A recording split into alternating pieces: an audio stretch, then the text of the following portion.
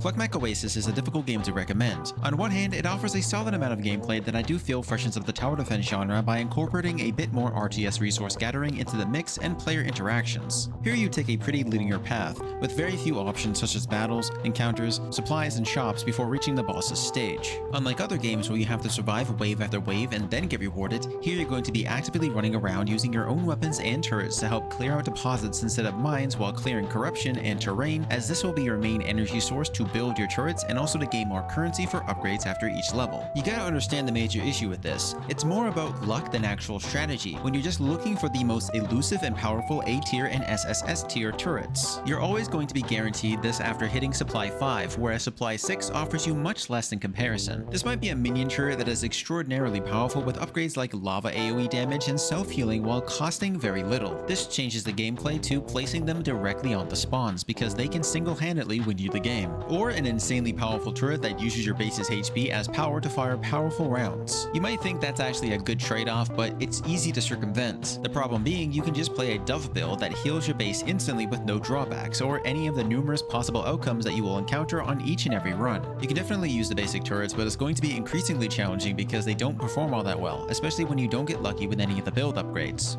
So the gameplay becomes extremely linear. You'll be doing the exact same thing over and over again, eventually reaching the same conclusion after literally multiple hours spent through each and every different layer of stages until you ultimately reach the section's boss before moving on to the next area. Every time you start a run, you select your beginning loadout, of which I consider Cluck to be the best because the others felt just too slow and inefficient with their specials. It definitely has a solid foundation to build off of. If the developer genuinely wanted it to shine, it could, because everything works so well, even if it is extremely unbalanced. It's definitely not something you can sit through for hundreds of hours. At best, you'll get about 5 hours of gameplay before realizing just how repetitive it's becoming, and then feeling like it's absolutely necessary to double down on the possible A or SSS rank turret from doing supply drops. There isn't much replayability beyond discovering new turrets and seeing just how powerful they can become with many of the different random upgrades. At first, it felt like a fantastic game and was intriguing, with the ability to be more of an interactive tower defense game that goes beyond the typical stationary awareness. Because you do have to physically run around, unable to see everything around you in order to gather the resources and determine where you should place your base and set up your defenses, both good and bad. It just falls short since there's no endless mode. Instead, you have a weekly challenge that isn't really all that challenging because once again, it's the standard game with different enemies that without a good build will be next to impossible to win against. For the standard gameplay, you have to play for hours until you reach the final battle, who is just a giant plant monster that is effectively taking over the oasis and all of the water.